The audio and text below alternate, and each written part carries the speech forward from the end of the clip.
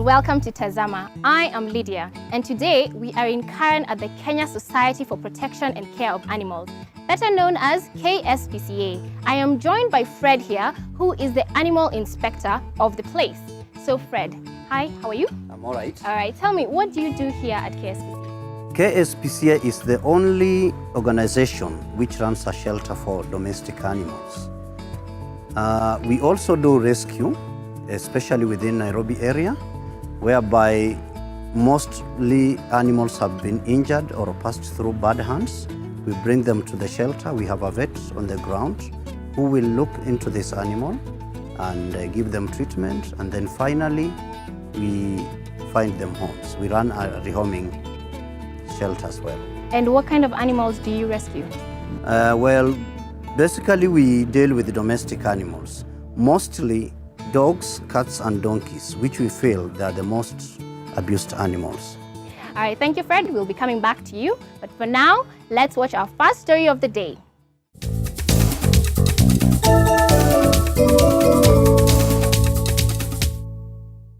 Shoes, the covering on our feet.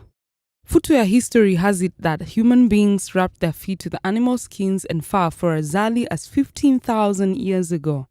The engineering behind footwear has evolved over time, from sandals to the present-day athletic wear. Shoes are no longer worn for protection. They are a fashion statement. Oftentimes, when a pair of shoes loses its luster and its color, even with a good sole, we keep it away. But one man at the Go Down Arts Center here in Nairobi County is using paint to give shoes another life cycle. Check this out. People call me Sticky. I'm an artist. I've been an artist for the last 8 months. I like customizing shoes. I also do graffiti. Also, sometimes I also print and paint t-shirts, but I'm more into shoes. I've been visiting museums, I've been introduced to people who do art, those individual artists, those people who work from home. Then I came to Go Down Art Center. I made a resolve to, try do art because I was good in it. There are two ways in which I work. People bring their shoes to me. Sometimes I also like to buy my own shoes and do something that I want to express in them. Then when it comes to the shoe, I have to put an undercoat first. Then I sketch in the design using a biro pen or felt pen or pencil. Then I start working with my paint. After working with my paint, I just seal it with a clear varnish, which is waxy. If I only have like one pair, it takes me 2 hours. But when I have more, it takes me a shorter time actually. Yeah. Sticky is a unique artist in Kenya. However, he's not the only one customizing shoes around the globe. In America, Adriana Gutierrez, an artist and designer, founded King of Sneakers Custom Footwear Inc. in 1998, where she combined fine art and the hip-hop culture into painting her sneakers.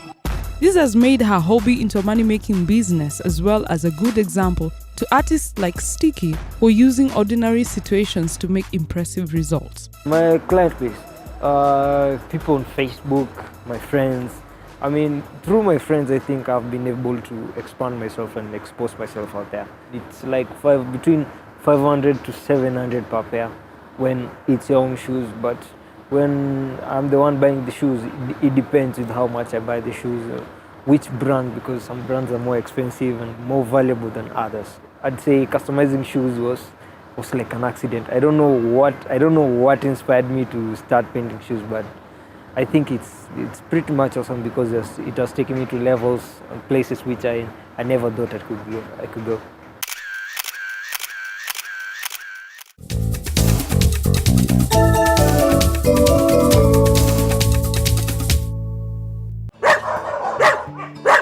As you can see, I am wearing very large overalls, which means it's feeding time for the puppies. But before we get to feeding the puppies, I would like Fred to tell us just a little bit about those puppies. Now, these puppies, they came from Naivasha. We had a request from a hotel that they had a nuisance of dogs. And so we left with our team to Naivasha and we went and rescued quite a number of them. They were young puppies, but then we brought them to the shelter. They were terribly nervous because where we got them, it was in a bush, and they had never had any human touch. So we brought them to the shelter. We started to make friendship with them, and they started to respond quite well. They were very thin, so we started to feed them around 3 times a day, and now they are fatter, and here we are. They are waiting to get homes. Fantastic. So we'd like to now feed the puppies. So I think we can proceed to feed them, right? Yeah. Great. Welcome. So what should we do? This is rice mixed with the minced meat. Yeah. And so they love to have that with a bit of Weetabix in it. Yeah. You can touch them a bit. So are these the only puppies we're feeding? Or No. We have quite a number of them. Yeah, we have others where we got them from Nairobi. And we have others which come from also different parts. Yeah. So as we proceed to the next kennel to feed the puppies, Yes. why don't we take a commercial break? But don't go anywhere.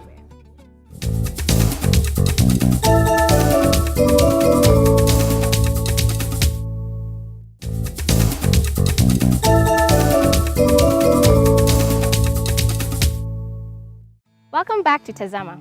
Now, Fred, I know that this is the only horse here at KSPCA. What is his story? The horse was neglected, and this was in Kahawa Windani. He was in an estate, and he was covered in wounds. And whenever he used to run, he used to scare people. So people were just concerned about his wound and the way he looked. He had also a skin infection. So we decided to go and rescue him. We brought him to the shelter. And now he's here, happy with the donkey, although he's partially blind, but he's living with them quite happy. How long have you had the horse? We've had this horse for 2 years now. And what plans do you have for it? Is somebody I willing think to go? because he's happy with the donkey, I think he just retired KSPCA. Okay, thank you, Fred. So as we continue to tour the facilities here at KSPCA, why don't you have a look at our second story of the day?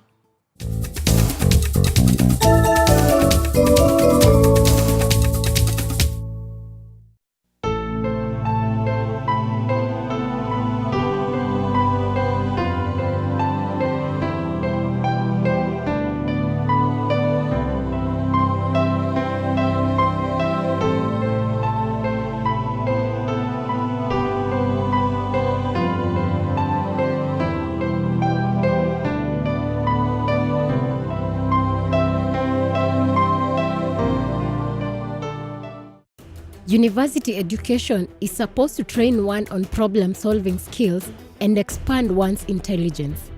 In Kenya, we have 22 public, 17 private universities, and 12 universities with letters of interim authority. The society consequently bestows its hopes and dreams in these students. However, in the recent past, we've had complaints from the industry that a number of the graduates being hired currently are half-baked. We sought after scholars to find out what could be the problem. I think the issue is either attitudinal or personal problem of an employee. And probably that employee is not inducted properly, is not told exactly what to do. Only 20% of the lecturers in Kenya University have actually been trained in pedagogy. That's the art of teaching, how to deliver. I must say that is a very big challenge from my own experience. We have very many universities, and unfortunately not many of our graduates continue with the postgraduate studies, which means that we have very few people with PhDs that will probably end up teaching at the university. With the increase in the number of our institutions of higher learning, the number of students has increased too. Every year, over 50,000 students enroll in universities in Kenya. This number keeps rising as more people enroll in the chartered universities, and there are many satellite campuses across the country. This has put a strain on the infrastructure. For example, the number of lecture theatres has not increased in proportional terms with the increased number of students. This has also affected the lecturer-student ratio. which has worsened the contact hours or the contact moments with students, and therefore the total outcome is presumably affected by the same.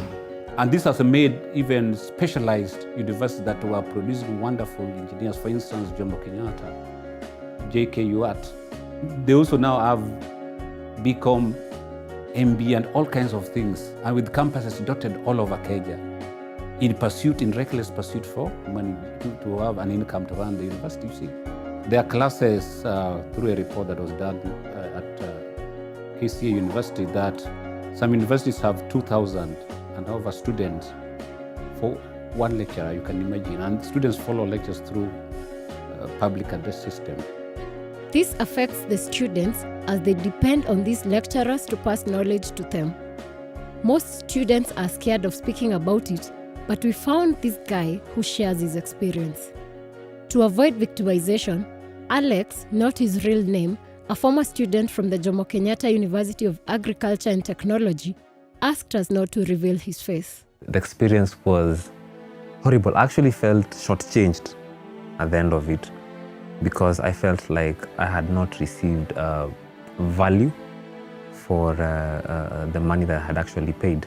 So that by the time I was graduating, I felt like I had gone through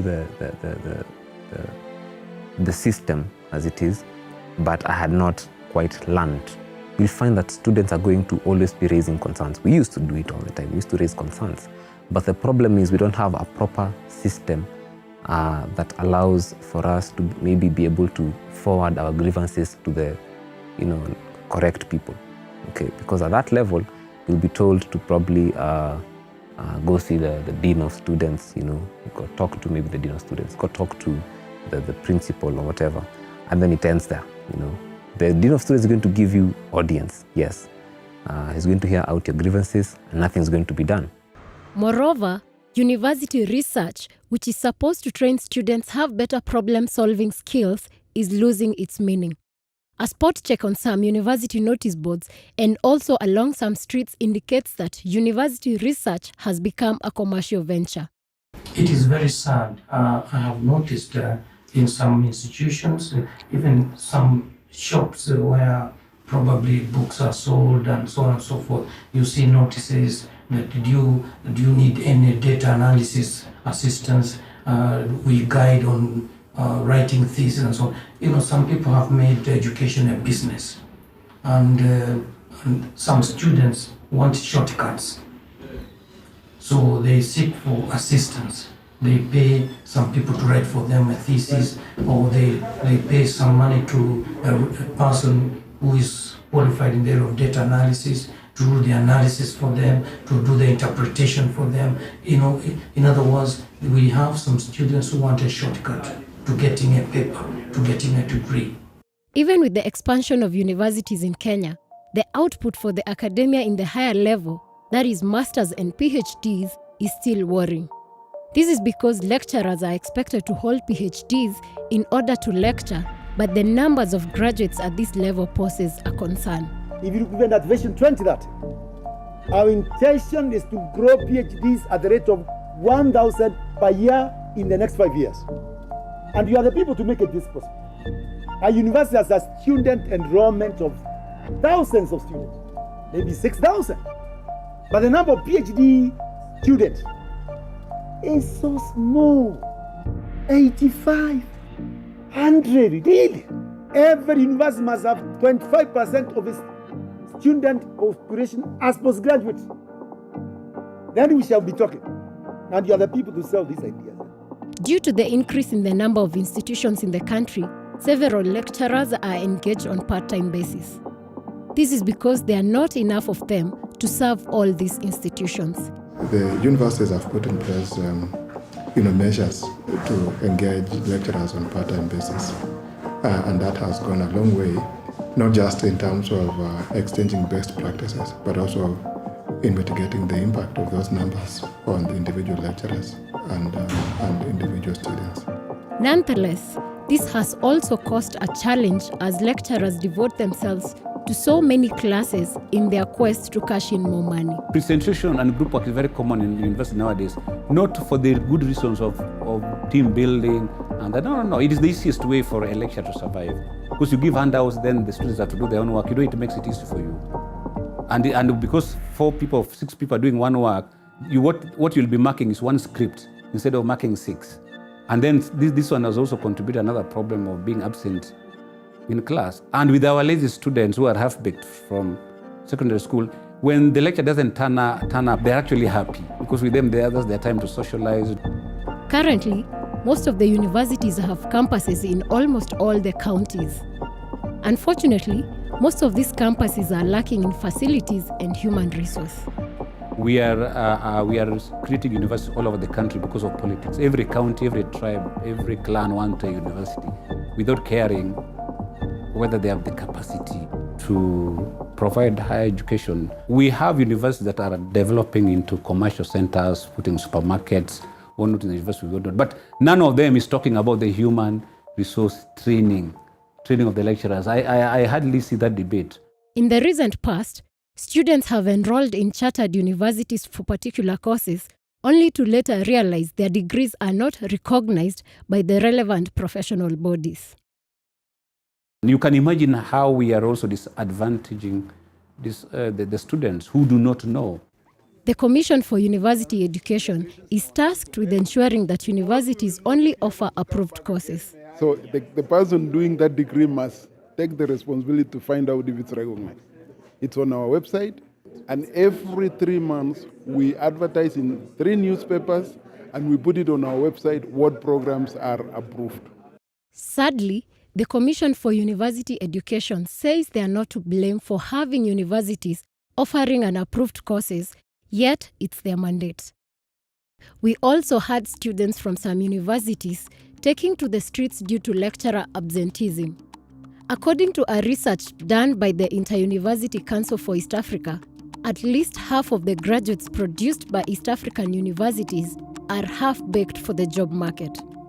The study, which polled employers across the region, concluded that graduates lacked employability skills, technical mastery, and basic work-related capabilities.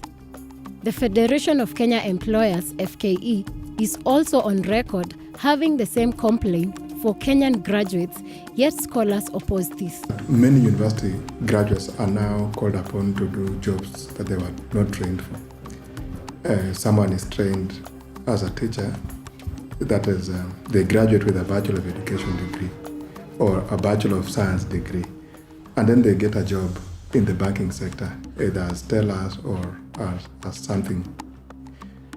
Now, such a person, of course, will be measured in terms of performance on the basis of the banking practices, about which this person knows very little. In that situation, then it becomes difficult for us to say that the graduate is half-baked. They are fully baked in the areas in which they are trained, but because of the labor dynamics, they are sometimes called upon to do things that are not necessarily in their line of training. Fortunately for me, the Federation of Kenyan Employers are our graduates. I hope they are not half-baked, because we don't have any half-baked graduates. Whoever says that is demeaning our training. If they have a case, one case, let them bring so that they can prove their case. At the moment, I have not seen a single case presented for half-bakedness. It's not just the lecturers and the Commission for University Education that differ with FKE. The Cabinet Secretary of Education, Science and Technology strongly opposes the research, instead citing challenges. How can you accept people to give you a tag of being half-baked? Let me say this. There is no country in the world who doesn't have challenges. And the fact that you have challenges in no way means you have baked. If there are challenges, if there are certain inadequacies in terms of competencies and skills, let us work together. Kenya private sector, our employers, let's work together. Let us know what is missing and we shall provide it. A few years back, internships were a must for all students as they were meant to prepare students for the job market. However, nowadays students undertake internships as a formality in order to graduate. It does not add value to the studies and the course that you're pursuing. So most people don't take them seriously, and I think it's high time even the institutions themselves, they have to ensure that when a student is going for internship, that the place where one is attached has to be in line. Whatever they're doing has to be in line with the course they're pursuing. We are going soon to make attachments or practicums compulsory for every university. But the private sector must be prepared to pay for it. This business of ndomu, it will not help anybody. They must be prepared to pay. When I say pay, if you go to Germany, for example, or you go to France, you'll find that industry will pay the person who is teaching them in that, at industrial attachment level. You find that students are given some stipend. Then you find the dons themselves who accompany them are given something. And not only futuristically, they are made against their potential employees. Finally, if you listen very carefully, the other day the Parliament approved a national qualifications framework. Why? Because we believe in competency-based education. So that at every exit, you have certain competencies and skills. This back and forth by different stakeholders leaves the students with no solution to the challenges they are facing. So what is the way forward? We must restructure the education system in Kenya. First, to restructure, to make sure that we sort out the systemic problems that we are aware of, including the facilities and the human resource. I think universities should be able to establish, provide services that are current, that are market-oriented, that will make their graduate be employed or be employable as soon as the graduate leaves the university.